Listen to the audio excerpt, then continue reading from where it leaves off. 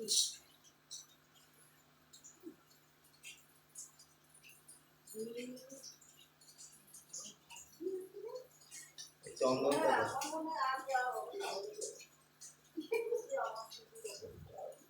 হয়েছে বাপরে কিন্তু মরের জল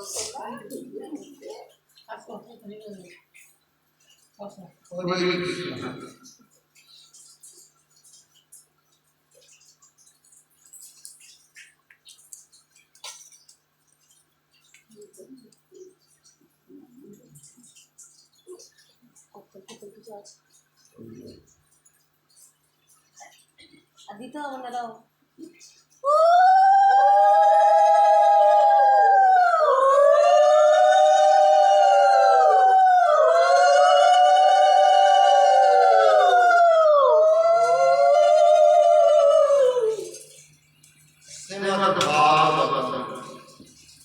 আমরা দশম স্কন্ধ শ্রবণ করছিলাম। ভগবানের পরম প্রিয় মাস, পরম আনন্দের মাস হচ্ছে এই দামোদর মাস। আশ্বিন মাস হল মহাপ্রভুর অনুগত হয়ে আমরা যারা সাধন করি, আমাদের কার্তিক মাস শুরু হয়ে গেছে এই একাদশীর দিন থেকে। সেই ব্রত পালন করতে গিয়ে নিয়ম করে আমরা প্রত্যেক দিন এই ভাগবত শ্রবণ করছি। কারণ কোনো একটা সাধন নিয়ম করে নিলে ভগবানের আনন্দ হয়। সেই আমরা শ্রবণ করছিলাম। ভগবান শ্রীকৃষ্ণচন্দ্র এবারে একেবারে প্রাকৃত শিশুর মতো তিনি লীলা করছিলেন। সেই গতদিন আমরা শ্রবণ করলাম যে মহারাজ পরীক্ষিত সুখদেবের নিকট যখন বললেন, প্রভু সুতনাবদের পর যখন আরো লীলা বলুন না, খুব শুনতে ইচ্ছা করছে, যত শুনছি তত যেন মন আনন্দে ভরে যাচ্ছে এবং দেরি আছি সে কথা তো ভুলেই গেছে। শুনি সুখদেব বললেন, মহারাজ নন্দনন্দন যশোদার পুত্র পাশ ফিরিতে শিখলেন। এই কথা যখন প্রচার হয়ে গেল চতুর্দিকে, সবাই দলে দলে মানুষ সেজে গিয়ে আসতে শুরু করল। খুব আনন্দ, যশোদার ছেলে পাশ ফিরিতে শিখেছে, যাই গিয়ে দেখে আসি। পূর্বের যে শ্রবণ করেছিলাম সকলের চিন্তা যে যশোদার অনেক বয়সী ছেলে হয়েছে, ছেলেটা ঠিক বাড়ছে তো ঠিক মতো হবে, এই পাশ ফিরিতে শিখে খুব আনন্দ। নন্দ যশোদার খুব আনন্দ, সবাই আসছে তার পুত্রকে দর্শন করতে। এই সকলকেই বলছে আপনারা প্রসাদ খেয়ে যাবে, সেবা। যার জন্যে দই থেকে আমাদের প্রচুর জিনিস এনেছে। গতদিন শ্রবণ করেছিলাম যে যশোদার জন্য একটা শপথ আলাদা ছিল, সেটা ওই নন্দ মহারাজের উপরে থাকত, তাতেও সব জিনিসপত্র আছে। সেই দিনকে আমরা শ্রবণ করলাম যে কংসের এক অনুচর শ্রীকৃষ্ণকে বধ করবার ইচ্ছায় আকাশপথে এসে পড়েছে। ভগবান বুঝতে পারেন এসেছে, ভগবান যশোদাকে বসিয়ে আছে। যশোদার মনে মনে ইচ্ছা হচ্ছে যে এত মানুষ এসেছে, আমার তো দেখা উচিত, এরা কি সেবা করবে, কি চলবে, এইরকম। কিন্তু ছেলেটার নাম ঘুমলে যায়। ভগবান ইচ্ছে করে চোখটাকে বন্ধ করে যেন ঘুমিয়ে পড়েছে। কারণ ভাবলেন এই ঋষি যদি মা সমস্যা করছি তবে মাকে বাঁচানো বাকি করবে, তাই ইচ্ছে করছে ঘুমিয়ে। যশোদা মনে করলেন ঘুমিয়ে পড়েছে ছেলেটা, তাহলে একটু দেখে আসে বলে ওই শপথের তলাতে বিছানা করে চিন্তা ভগবান মাটি এইরকম ভাবে বিছানা করে দিয়ে শুয়ে গেলেন। কিছু বালক সেখানে খেলা করছিলেন, বললেন তোরা আমার ছেলেকে দেখি, যদি ঘুম থেকে উঠে আমাকে জানা বলে চলে গেলেন। এইরকম ভাবে যাওয়ার পর সেই অসুর মনে মনে বলছে, বাহ এ তো বেশ ভালো সুযোগ হয়ে গেল, আমি সূক্ষ্মভাবে মানে কেউ দেখতে পাবে না, আমি ওই গাড়ির ভেতরে ঢুকে পড়ে গাড়িটাকে চাপ দেবো, তাহলে চাকাটাকা ভেঙে গাড়ির পড়বে ধরবে। ভগবান সবই দেখতে পাচ্ছেন, তিনি তো তার হৃদয়তেও আছেন। ভগবান মনে মনে হাসছে, ঢুকে পড়ে চাপ দিতে শুরু করবে। যে চাপ দিতে শুরু করে যে ভেঙে যাবার ভগবান করবেন কি, ঘুমের ঘরে যেন পাশ ফিরছেন আমাদের মতো। পাশ ফিরে যেই তার পায়ে পুরনোটাকে স্পর্শ করেছে, তার ব্যাস সে হুড়মুড় করে পুরি সেই সকলটা শুধু বধ হয়ে গেল। তার নাম সকলটা আসলে যে সকলটা প্রবেশ করেছে ভগবান, সকলটা শুধু বধ করে কেউ বুঝতে পারবে না।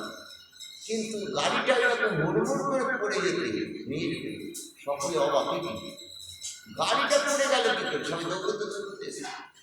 তখন বালকেরা বলছে, মহারাজ রানীমা, তোমার ছেলের এই পা লেগেই তো এটা পড়ে গেল, এ বিশ্বাস কর।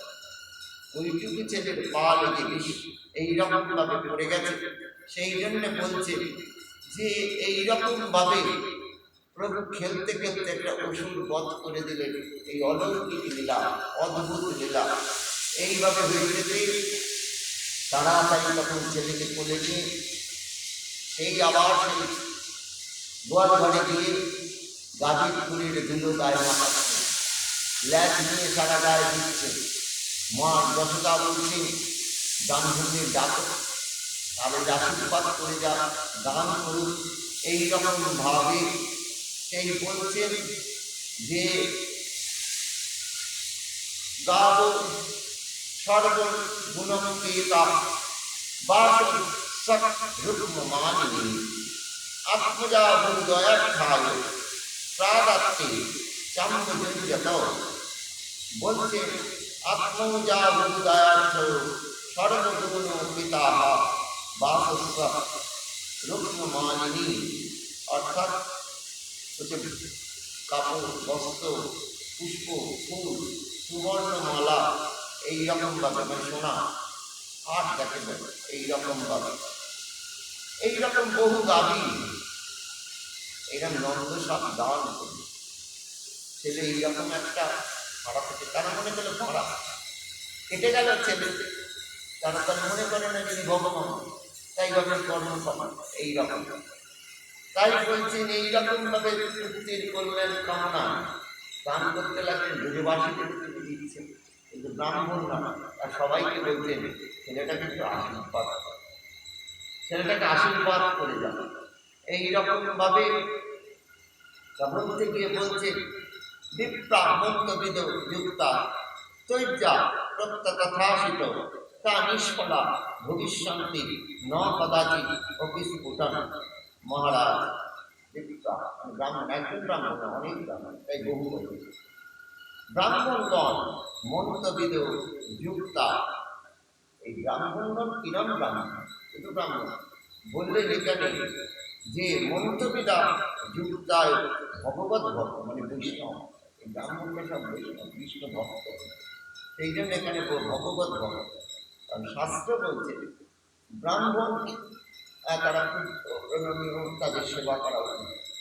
সেই ব্রাহ্মণ যদি আবার বৈষ্ণব হয় তাহলে আরোই ভালো, আরোই তাকে সেবা করতে মঙ্গল। কারণ ব্রাহ্মণ কথাটা এসছে ব্রহ্ম কথা, মানে যখনই কেউ ব্রাহ্মণ দেহ পান মানে ভগবান যেন তার কাছাকাছি থাকে, এবং সে তখন ভগবত ভজন করলে উপদেশ দিবে, ভগবান খুব সন্তুষ্ট হয়, ভগবানের কাছে সে তাড়াতাড়ি ফিরে যেতে পারে। ব্রহ্ম কথা থেকে এসছে। তার উচিতই হচ্ছে সকলকে ধর্মাভিমুখী করা, ভগবত অভিমুখী করা, এইরকম ভাব। সেই জন্য বলছে ভগবত ভক্ত ছিলেন এইসব ব্রাহ্মণগণ, এবং তৈ আশিসকর্তা তার আশীর্বাদ করেছিলেন। এবং বলছেন কদাচিৎ স্ফুটম নিষ্ফলন ভবিষ্যৎ। এইরকম ব্রাহ্মণগণের আশীর্বাদ কখনো ব্যর্থ হয় না, যে ভগবান মঙ্গল করো, কৃপা করো, দয়া করো। কাকে আশীর্বাদ করছে? যিনি অখিল গুরু, যিনি সকলের আদি, ব্রাহ্মণের আবির্ভাব তার থেকে, আমাদের সকলেরই আবির্ভাব তার থেকে, তার থেকেই সৃষ্টি। সেই জন্য এখানে বলছেন এইরকম ভাবে একটা না, তাই সকলকে ডেকে আশীর্বাদ বলে প্রভু এইরকম ভাবে লীলা করছেন। করতে করতে বলছেন একদা রহমান রংলালয়তি সুতম সতী গরিমান শিশুকে নসেহি গিরিকুণ্ডবৎ। এইরকম ভাবে একদিন বাড়িতে কেউ নেই, যশোদা ছেলেটিকে তুলে নিয়ে আদর করছে, চুম্বন করছে, এইরকম ভাব মাটিতে বসে কি করছে। দেবতারা উপর থেকে দেখছেন, খুব আনন্দ পাচ্ছে, ভগবান আসছে, এই মুখকে দুগ্ধ পান করাচ্ছে এইরকম ভাবে। তা বলছেন হঠাৎ শ্রীকৃষ্ণ দেখলেন যে এক ওষুধ আকাশপথে এসে উপস্থিত, কিন্তু এর নাম মানে একটা একটা করে ওষুধ প্রেরণ করেই যাচ্ছে অংশ, তাকে বধ করার জন্য। সে অপর থেকে দেখছে আর ভাবছে কিরূপ ধারণ, কিরূপ ধারণ এইরকম ভাব অনেকক্ষণ ধরে ভগবান দিয়েছে। আর সেও মনে মনে ভাবছে কিরূপ ধারণ করবে, কিরূপ ধারণ করবে। আর কেউ দেখতে পাচ্ছে না, কেন শুধু ভগবান শ্রীকৃষ্ণই দর্শন করছে। তখন সে মনে মনে ভাবতেন, আচ্ছা আমি ঝড়ের মধ্যে ধারণ করি, ঝড়ের মধ্যে ধারণ করে একে তুলে নিয়ে চলে যাব। এইভাবে যখন সে চিন্তা করছেন, তখন শ্রীকৃষ্ণ মনে মনে ভাবছেন মুশকিল, ঝড়ের মধ্যে যদি মাকে শুধু তো তুলে নিয়ে চলে যাবে, মাকে যদি শুধু তুলে নিয়ে যায় তাহলে মাকে তো থাকার তাদের কি করে।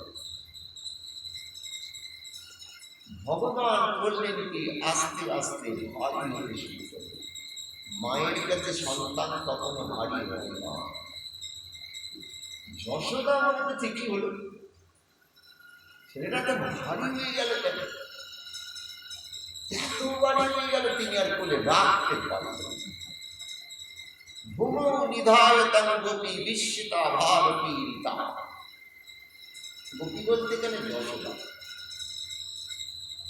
কখনো যশোদা কখনো গোপী গোপী বলে গেলেন। কারণ মহারাজ পরীক্ষিতের আয়ু তো মাত্র 7 দিন, তার মধ্যে তো ভাগবত শেষ করতে হবে। সেই দিন কি হলো, বিস্মিতা অত্যন্ত অবাক হয়ে গেছে। মনে রাখতে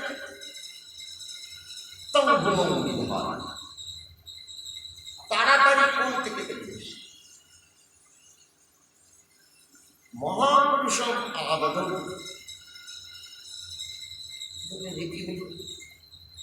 এইরকম ব্যাপার। তখন ভগবানের চিন্তা করছে, প্রভু ছেলেটার কিছু হলো না, এত ভারী হয়ে গেল কেন, আর ছেলেটার দিকে তাকে না সুস্থই না। ভগবানের কখনো ব্যাধি হয় না, কিন্তু এরা তার মনে করে না যে ভগবান, এই যে ভগবানের কোনো ব্যাধি হয় না। পাঠকেরা বলে যে ভগবানের নাকি জ্বর। দেবর্ষি নারদ জানতেন, তখন দাঁড়াতালি কাটাচ্ছেন ভগবান। দেবর্ষি নারদ অবাক হয়ে গেল, ভগবান তো ব্যাধি হয়। আচ্ছা দেখি আসি বলে নারদ নেমে এসেছে। নেমে এসে প্রণাম করছেন আর বলছেন, প্রভু আপনার নাকি জ্বর হয়েছে। হ্যাঁ জ্বর। ভগবানকেই জিজ্ঞাসা করছে এর ওষুধ দেখা, বলে কেন, ভগবানই তো সর্বব্যাধি, এই ভগবানকে জিজ্ঞেস করছে। তখন শ্রীকৃষ্ণ বলছেন, ভক্তির চরণরাজে মস্তকে দিলে আমার ব্যাধি অসুবিধা লাগে বলেই তাড়াতাড়ি শুয়েছে। উঠে পড়েই বলছে, নারদ তুমি তো আমার চরণ ভক্ত, তোমার চরণ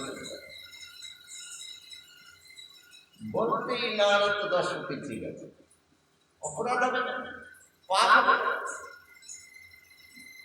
আচ্ছা আমি চরণের জোয়ার প্রথমে তিনি মহিষীদের কাছে গেলেন, রুক্মিণী থেকে সত্যভাবে সবাই হাত জোর করে বলছে অপরাধ, নিজের চিন্তা সারা দ্বারকা তিনি সকলের ঘরে ঘরে গেলেন, কেউ দিলেন।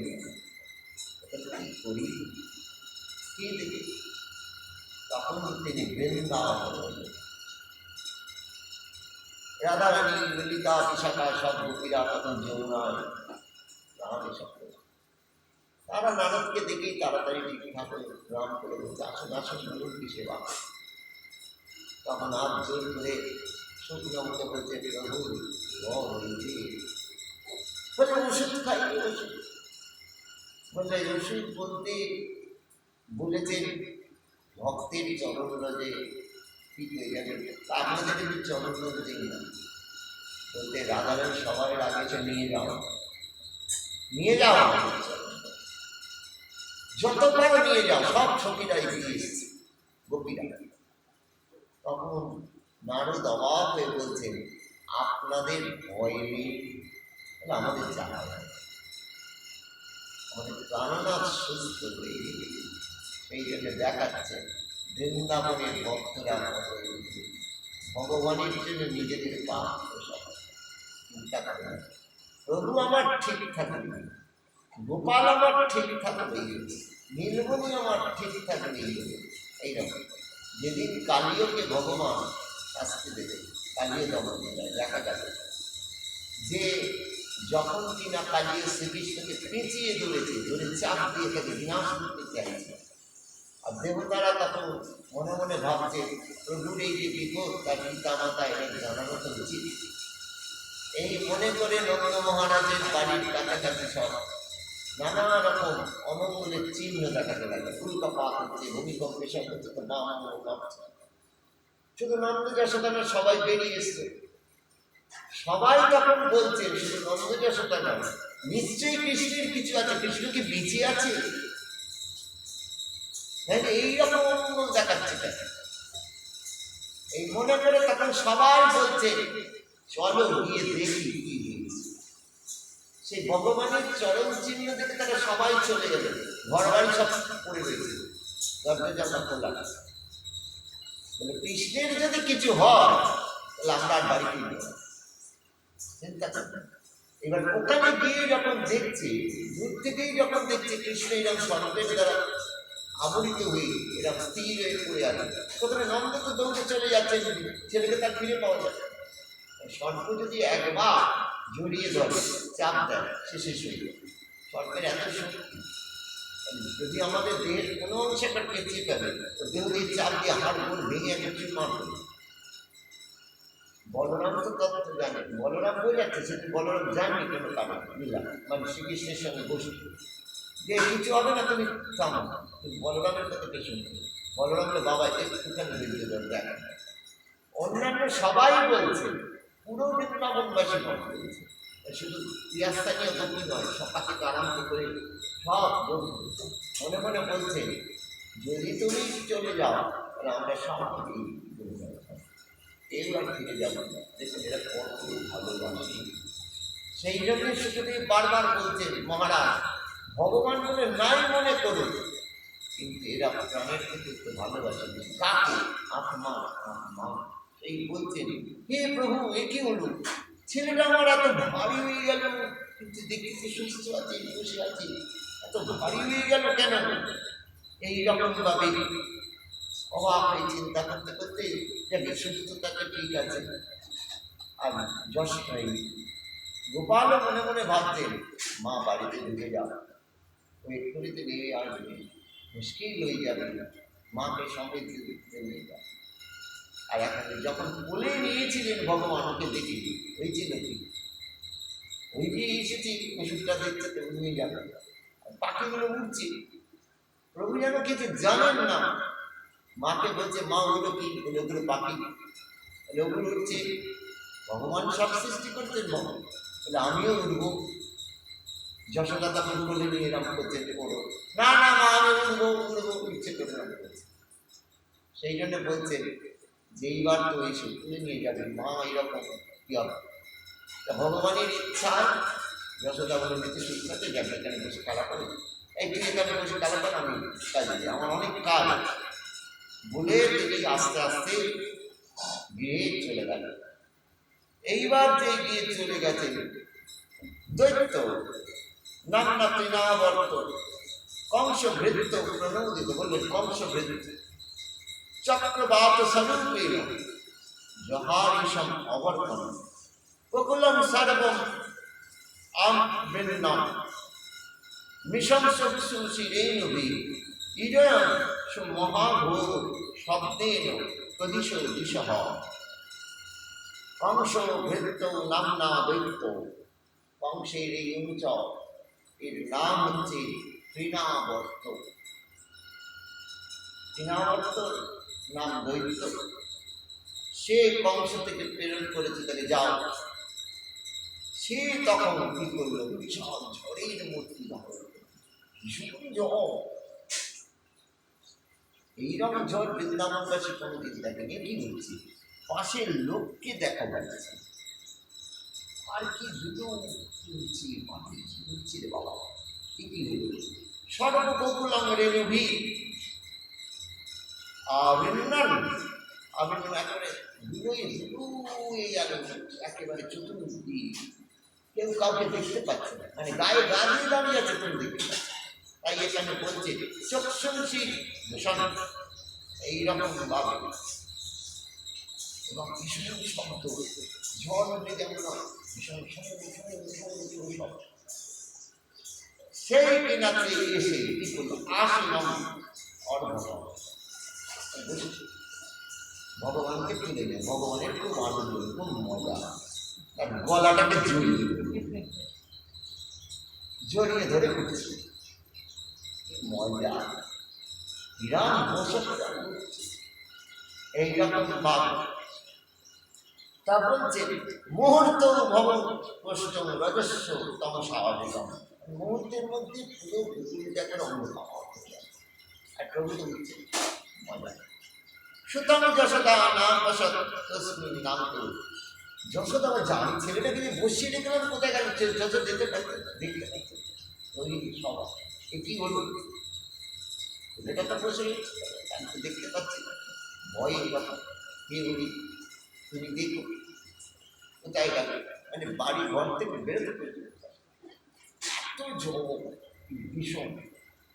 ভগবানের ইচ্ছা না হলে কি হয়, কারণ আচার্যগণ বলছেন, গোস্বামীগণ বলছেন তৃণাবর্তের এই শক্তিটা প্রত্যেকে ভগবানের থেকে। ভগবান ইচ্ছে করলেই ওই শক্তিটা টেনে নিতে পারে, কিন্তু লীলা হয় না। সেই জন্য ভগবানের ইচ্ছা উঠছে না। পশ্চাৎ কশ্চন আত্মান পরঞ্চামি বিমোহিত তৃণাবর্ত নিশিষ্টাবি শর্করাবি উপদ্রুপ।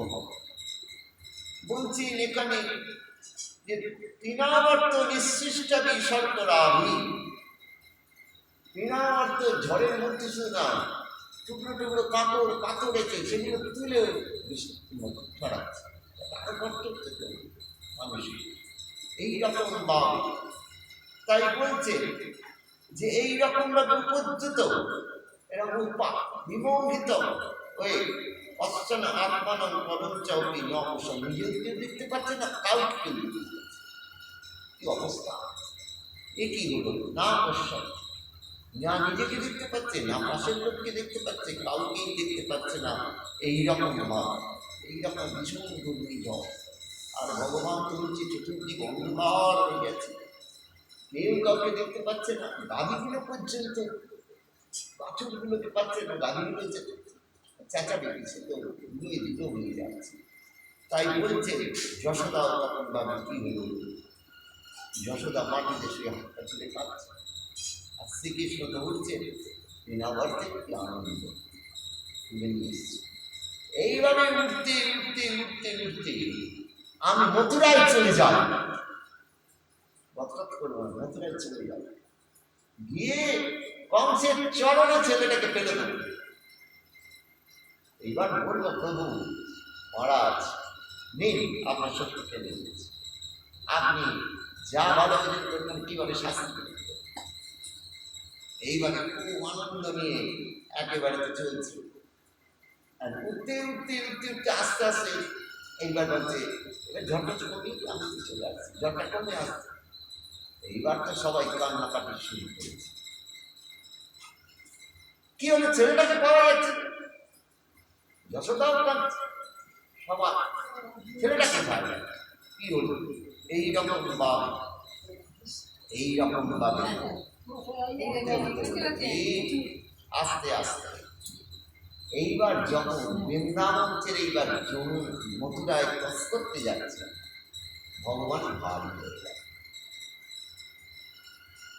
আর তৃণাবর্ত নান না ডান দিকে যেতে পারে, বাঁ দিকে যেতে পারে, স্থির হয়ে গেছে। তখন তৃণাবর্ত বলছে, রে বাবা, আমি কাকে তুলে নিলাম? এটা কি কোনো নীল পাহাড়টা নাকি বাবা? তাই এখানে বলছে যে তমস্মানম মন্নমনম আত্মন গুরুমত্তয়া গলে গৃহীত উচ্ছিষ্টম নাশক ভূতার বহ। এরা আবার অদ্ভুতার কি বলো? আত্মন গুরুমত্তয়া তো ভীষণ বাড়ি হয়ে গেছে। তখন নিজেকে ছেড়ে ফেলে দিতে চাইছে। ভগবান যাকে ধরেন তাকে কি ছাড়ানো যায়? ভগবান তার গলাটা আরো সারাশির মতো চেপে ধরেছে একেবারে। আর যেন বলছে চলো তো ছেলে তোদের সামনে। ভগবানের শক্তিতে এখন আর শক্তি নেই। ওই আকাশেতে ওপরে দেখুন দাঁড়িয়ে আছে, পড়েও যাচ্ছে না, দাঁড়িয়ে আছে। কেন? ভগবান নিচের দিকে তাকাচ্ছে কোথায় ফেলা যায়। এইবার আস্তে আস্তে নিজের সঙ্গে ধরতে শুরু করেছে। এই কোথায় ফেলা যায় এদিক ওদিক তাকাচ্ছেন, ভাবছেন। ভগবান ভাবছেন লীলা, লীলা হবে না। বাবা কাকে নিলাম? ভীষণ বাড়ি তো, কিন্তু পাহাড় না কেটে নীল পাহাড় না কালো পাহাড়, কি রে বাবা এটা? কাকে চুললাম? এই ছাড় যত তাকে ধরে নিচে ফেলে দিতে, তত সে সরাসরি মতো গলা চেপে দিচ্ছে। যত গলা চেপে দিচ্ছে আস্তে আস্তে তত কষ্ট হচ্ছে। গলে গৃহীত উচ্ছিষ্ট তাকে ফেলে দিতে পারছে।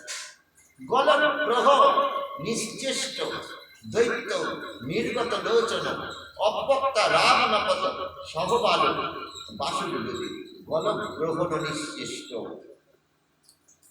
লড়তে চড়তে পারে না, বলতেও পারছে না, কিন্তু হাত দিয়ে ছাড়াবার চেষ্টা করছে। তাই যে গল গ্রহ নিশ্চেষ্ট, একেবারে অসমর্থ হয়ে পেয়েছে, লড়তে কিছুই পাচ্ছে না, নির্গত লোচন। বলে এইবার তার একটা প্রাণ বেরিয়ে আসা করতে হবে। দেহ থেকে যখন প্রাণ বেরোয় সাধারণ ভাবে, তখন বড় কষ্ট। সে চক্ষু দিয়ে কান দিয়ে বেরোয়, নাসিকা দিয়ে বেরোয়, মুখ দিয়ে বেরোয়, এটা নিচে দিয়ে বেরোলে খুব কষ্ট, এগুলো দিয়ে একটু কম কষ্ট, কিন্তু কষ্ট দেহ থেকে যখন প্রাণ বেরিয়ে যায়, একমাত্র ব্রহ্মরত্ন ভেদ করে যখন বেরোবে, তখন কোনো কষ্ট নেই, খুব আনন্দ। এবং সেই মৃত্যু যখন হবে তখন তাকে নিজেই বলুন বাবা যাই ভগবান। যখন মন ভগবানের লগ্ন হয়ে যায়, সত্যিই যখন মন ভগবানকে চায়, তখন মৃত্যু ভয় দূরীভূত হয়। মানে মৃত্যু ভয় দূরীভূত হয়ে যায় কেন? বলে ভগবানকে তখন মনে হয় এক সাক্ষাৎ পিতার সেবা করা যায় না, সাক্ষাৎ পিতার দর্শন পাওয়া যায় না, সাক্ষাৎ পিতার কাছে যাওয়া যায় না। তখন খুব মনে হয় কত তাড়াতাড়ি মৃত্যু হবে। এটা তো পরোক্ষভাবে হচ্ছে, সেটা প্রত্যক্ষতা করতে, তখন খুব আনন্দ হয়। তাহলে দেহ থেকে যখন এইভাবে প্রাণটা বেরিয়ে যায়, তাহলে এখানে দেখা যাচ্ছে না চিন্তা আছে, এইখান দিয়ে যখন প্রাণ বেরিয়ে কোনো কষ্ট নেই, খুব আনন্দে। তখন আপনারা বলবেন কলিযুগে কি হয়? অনেকে সাধন ভজন করে, কিন্তু অনেকে বিশ্বাস করতে চায় না যে কলিযুগেও মুক্তি হয়। কিন্তু কলিযুগেও মুক্তি হয়। ভগবান সেই জন্যই তো গীতা উপদেশ দিয়ে গেছে, সেই জন্যই তো নাম করতে বলেছেন, নাম করা। এবং দেখা গেল হরিদাস নাম করতে করতে তো দেহ ছেড়ে চলে গেল। কলিযুগেই তো চায় সে নাম করতে করতে গেলে, তাকে চিন্তা করতে করতে গেলে অবশ্যই তার মুক্তি হবেই হবে। সেই জন্য বলছেন ভগবত চিন্তা যত করা যায়, ভগবানের নাম যত করা যায়, কিন্তু সাধারণভাবে যদি মৃত্যুয় বড় কষ্ট, দেহ থেকে যখন প্রাণটা বেরোয়, বলছে ঘরে থাকাও কষ্ট, গর্ভ থেকে যখন তুমি ভূমিষ্ঠ হচ্ছে তখনও কষ্ট, মায়ের সাথে কষ্ট হবে, সন্তানেরও কষ্ট, বেঁচে থাকাটাও কষ্ট। তারপর যখন জড়া এসে যায় তখন আরো কষ্ট, ব্যাধি তো কষ্ট। জড়া ব্যাধি হচ্ছে আমাদের মহাশত্রু। বলে কেন? বলে আপনার সঙ্গে কিছু হলো, আপনার সঙ্গে আমি দূরে সরে গেলাম, কি অন্য কিছু হলো তার থেকে দূরে সরে গেলাম, কিন্তু ব্যাধি হলে তোর থেকে সরে, জড়া বলে তার থেকে, তো নিজেকেই ভোগ করতে হবে। তাহলে মহাসত্য আর মৃত্যু, দেহ থেকে যখন প্রাণটা বেরোবে তখন বহু কষ্ট। বলে এসব থেকে উদ্ধারের রাস্তাটা গীতায় সপ্তম অধ্যায় অষ্টম অধ্যায় ভগবান বলেছে, আমার চরণে শরণাগত ভজন করো, আমি তোমাকে দেখব। মানে আপনাকে শুইয়ে দেবে, শুইয়ে দেবে না।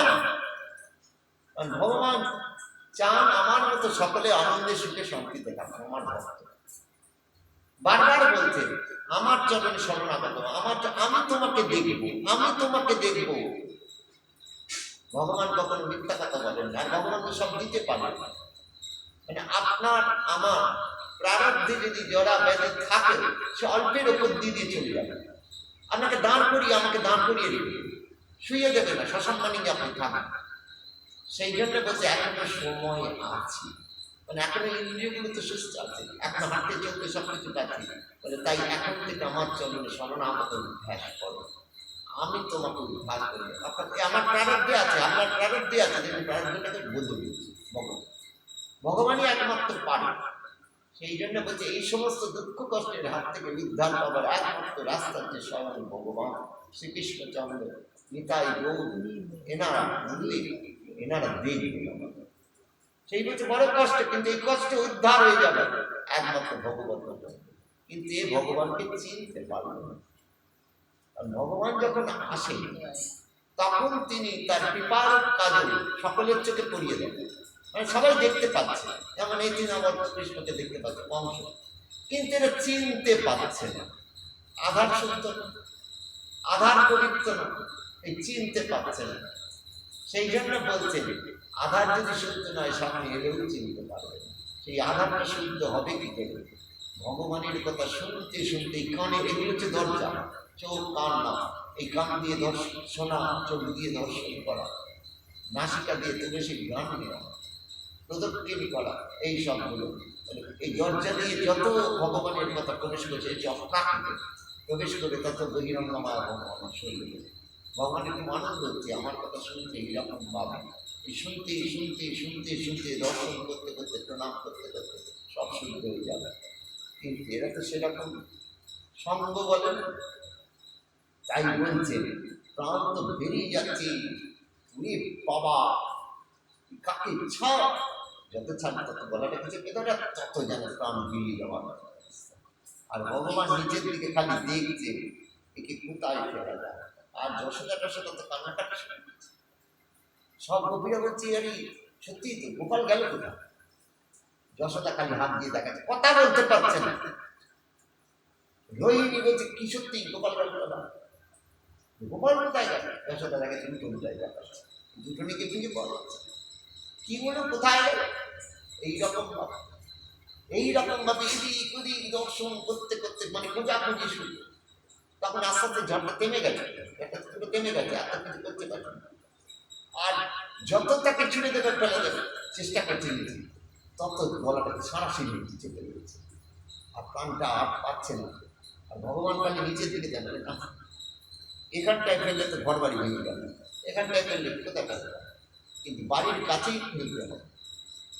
চলে গেছে এখন সীমান্তের কাছে, ভগবানের ইচ্ছায় আবার বাড়ির কাছে চলে এসে বাড়ির কাছাকাছি একটা ফাঁকা জায়গা দেখে তাকে চিৎ করে ভগবান ওর পক্ষে চিৎ করে তাকে ফেলে দেবে। ভীষণ আওয়াজ হয়েছে, চিৎ করে যেই ফেলে তার মৃত্যু হয়ে যাবে, দেহ থেকেই প্রাণটা বেরিয়ে যাবে। দেহ থেকে জীবাত্মা বেরিয়ে গিয়ে আস্তে আস্তে ভগবানের চরণে মিলিত হয়ে গেল। শ্রীকৃষ্ণের হাতে যার মৃত্যু হবে তার মুক্তি হয়ে যাবে। চিন্তা করে দেখেন কি খারাপ মনোভাব নিয়ে এলো, আর তাকে কিনা ভগবান মুক্তি দিয়ে দিল। তাই জন্য নারদ বারবার বলছে, নারদ কেন অন্যান্য ঋষি এইভাবে মনোভাব নিয়ে এসে যদি মুক্তি হয়ে যায়, তাহলে তাঁর চরণে শরণাগত হবো তো কার চরণে শরণাগত হবো? তিনি যে এইরকম একটি পাবেন চিরকাল, মুক্তি মানে কি চিরকালের মতো, তার জন্ম মৃত্যু তো বন্ধ হয়ে যাবে। আর তাকে ফিরে আসতে হবে না তার চরণে। আর বলছে এইরকম মনোভাব নিয়ে এসে যদি তার মুক্তি হয়ে যায়, যে কিনা তারা জীবন প্রীতির সহিত অনুরাগের সহিত ভজনা করবে, তাকে ভগবান কি বলি এইরকম ভাব। তাই এখানে বলছে এইভাবে যেই পেলে ভীষণ আওয়াজ হল, হতেই তখন সবাই দৌড়তে দৌড়তে বেরিয়ে এসছে। এইরকম দেখেন এইরকম ভাবে এক অসুর, আর তার বুকে গোপাল খেলা, সবাই নিশ্চিন্ত। তখন আবার তখন সবাই তাকে বিশাল হতো, হাতের উপর দিয়ে পায়ের উপর দিয়ে গিয়ে তাকে আস্তে আস্তে নিয়ে এসে যশোদা তুলে দিলেন। যশোদা তাড়াতাড়ি দেখছেন তার গায়ে কোনো লাগেনি তো কিছু, ব্যথা টাথা কিছু হয়নি তো, তা কিছু ব্যথা টাথা বা কিছু লাগেনি তো, দেখাচ্ছে যে যশোর মা তো তার এই রকম। সেই আবার সেই গোয়ালঘরে যাবে, গিয়ে সেই তার ধুলো গায়ে মাখাবে, আবার নন্দকে ডাকবে যে ব্রাহ্মণদের ডাক, সেই এসে তারা আবার আশীর্বাদ করবে। এইরকম ভাবে প্রভু এক এক দিন এক একটা যে অসুর বধ করছেন খেলতে খেলতে। সেই জন্য বলছেন যে বৃন্দাবনের কৃষ্ণ খেলতে খেলতে অসুর বধ করেছেন, তিনি একবারও কিন্তু অস্ত্র ধারণ করেননি। মথুরায় গিয়ে প্রথম তিনি কিনা ওই ধনুক যখন ভাঙবেন, ভেঙে যখন তিনি আস্তে আস্তে অন্যদের বদলে, তখনই প্রথম অস্ত্র ওই ধনুক ভাঙা। তার আগে তিনি কোনো অস্ত্র ধারণ করেনি, খেলতে খেলতে সব অস্ত্রগুলোকে বধ করেছে। তাই যে বৃন্দাবনের কৃষ্ণই শ্রেষ্ঠ নয়, অথচ কাউকে বুঝতে দিলেন না যে তিনি কিনা ভগবান। তা বলছি এইসব লীলা কথাগুলো শ্রবণ কীর্তন স্মরণ করলে কি হয়, আমাদের হৃদয় শুদ্ধ হয়ে যায় তাড়াতাড়ি। এবং এইগুলো তাড়াতাড়ি শুদ্ধ হওয়ার কারণটা কি, বলে কলির চিত্ত, খালি ইন্দ্রিয়ের অভিমুখী, ভোগ করা অভিমুখী। এক্ষুনি যদি আপনাকে বলি এটা কেউ না, এটা দর্শন করো না, আপনি শুনবেন না। শুনবেন না মানে কি, আপনার ইন্দ্রিয় আপনাকে শুনতে দেবে না, ইচ্ছে থাকলেও। আপনার ইচ্ছে করছে আমি বৈরাগ্য হবো, আমি সাধু হবো, কিন্তু ইন্দ্রিয় আপনাকে হতে দিচ্ছে না। তাহলে ইন্দ্রিয়গুলোকে শুদ্ধ করতে হবে। তাহলে কি করা যায়, বলে ভক্তির সাধন গ্রহণ করো, সাধু সঙ্গ করো, ভগবানকে দর্শন করো। চোখ দিয়ে বিষয় দর্শন না করে চোখকে বলছেন এখন একটু ভগবানকে দর্শন করো, কানকে বলছেন এই বিষয় কথা না শুনে একটু ভগবানের কথা শোনো না, জিহ্বাকে বলছেন অসব পরচর্চা বিষয় কথা না বলে একটু হরিনাম করো, একটু হরিনাম করো। জিহ্বাকে বলছেন এসব খাদ্য ওসব খাদ্য না করে ভগবানের প্রসাদ গ্রহণ করো না। চরণটাকে বলছেন, পাটাকে বলছেন এদিক ওদিক না গিয়ে একটু হরিসভায় চলো না, ভক্তের প্রিয় চলো না। এইরকম ভাবে একটার পরিবর্তে একটা দিন। এগুলো কি দিচ্ছে, অমৃত, অপ্রাকৃত। তা বলছে একবার যদি এই ইন্দ্রিয়গুলো অমৃত পেয়ে যান, তখন আর কি আর ভালো লাগবে এই ভেজাল ভালো জিনিস খেতে। আর এই দর্শন করাতে করাতে, শ্রবণ করাতে করাতে করাতে করাতে আনন্দ পেতে শুরু করবে। এই আনন্দে কি দুঃখ নেই, শোক নেই। প্রাকৃত জগতের আনন্দে একটা দুঃখ এসে যেতে পারে, শোক এসে যেতে পারে, ব্যাধি এসে যেতে পারে, অনেক কিছু আছে। কিন্তু এই অপ্রাকৃত আনন্দ, এই সুখ আর শান্তি আনন্দ ছাড়া আর কিছু নেই। আর এটা হচ্ছে কি অব্যয়, মানে এই যে আমরা শ্রবণ করছি, দর্শন করছি, কীর্তন করছি, এটা নষ্ট হয়ে যাবে না, এটা কিনা সঙ্গে করে যাবে। তাই বলছি শুনতে শুনতে শুনতে শুনতে, কারণ মহাপ্রভু যে কিছু না পারে শ্রবণ তো করতে পারে। মানে আপনি বলছেন আমি লেখাপড়া জানি না, এসব কি পড়বো কি বুঝবো। আর লেখাপড়া জানলেও হয়তো বুঝতে পারছি না, কারণ মন তো প্রাকৃতিক জগতে ডুবে আছে, অপ্রাকৃত কথা বুঝবে। তাই বলছে বই ডাকবে সব বুঝবো না। এই যে শ্রবণ করো না, শুনতে শুনতে শুনতে শুনতে ভেতরটা যখন পরিষ্কার হতে শুরু করতে জ্ঞানের দরজা খুলতে শুরু করে। সত্যি তো সংসারে পাচ্ছি টাকা, সবাই বলছে ও সবাই করে, তুমি বলছে দেহই বাকি দিচ্ছে, আস্তে আস্তে জড়া এসে যাচ্ছে, হাঁটতে পারছি না, চলতে পারছি না, যেমন আমরা এখন করি বুঝতে পারছি না ওপরে কি ব্যাপার। কে বলছেন বাবা হাঁটতে পারছি না, পায়ে এত ব্যথা। এইরকম যে অবস্থায় যে চোখে কম দেখতে শুরু করছি, কানে কম শুনতে শুরু করছি, হাতে কাজ করতে পারছি, বড় নির্ভরশীল হয়ে যাচ্ছে ক্রমশ। দেহ দিচ্ছে না, দেহ দিতে চেষ্টা করছে সুস্থ থাকা। কে চায় আমার বিশাল সুগার কম হয়ে যাচ্ছে? সেই জন্য বলছেন এইগুলো থেকে উদ্ধার কি করে পাবে? তাহলে উনি একমাত্র উদ্ধার করে। যতই ডাক্তার দেখাই যাই করি, কারণ বলছেন শাস্ত্র ডাক্তারের যে বুদ্ধি সেটাও তো ভগবান, মানে ডাক্তারই শিখেছে যে সেটাও তো, ওষুধটাও তো ভগবান, সবই তো ভগবান। তাহলে সেই ভগবানকে শরণাগত হই না, সেই ভগবানের কৃপা নিই না, যিনি আমাদের সব করে দিতে পারেন। সেই জন্য বলছে এইসব শ্রবণ কীর্তন স্মরণ যত করা যায় তত আমরা শুদ্ধ হয়ে যাই, আমরা পবিত্র হয়ে যাই এইরকম ভাবে। সেই জন্য আমরা শ্রবণ করে যাচ্ছি, এইভাবে তৃণাবর্ত বোধ হয়ে গেল।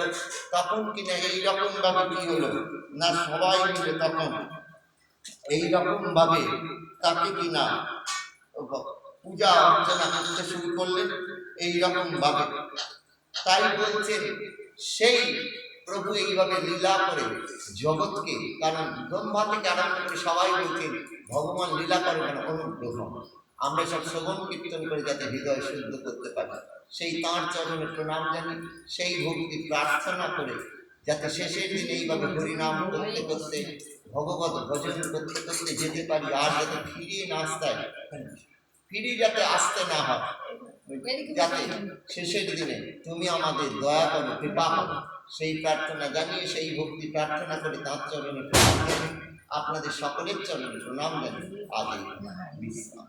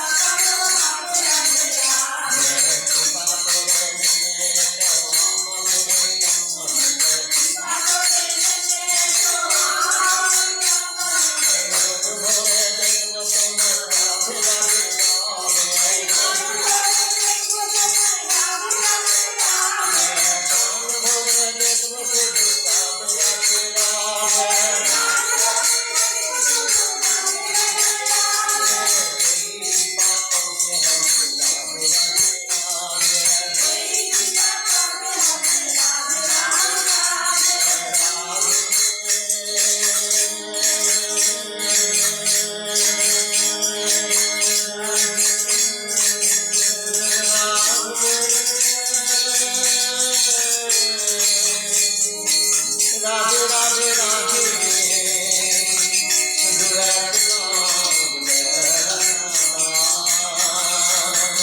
রাধে আমায় দেখা রাধে আমায় দেখা শুধু একবার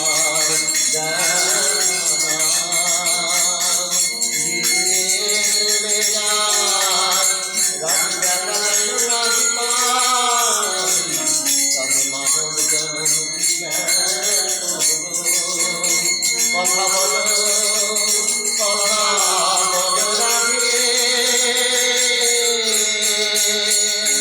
মানব জনম দিয়েছে যখন দেখাতে হবে সেই আশাতেই বসে আছি রাধে সেই আশাতেই বসে আছি শুধু একবার দেখা দাও শুধু একবার দেখা দাও বৃন্দাবন বিলাসিনী রাধে আমায় দেখা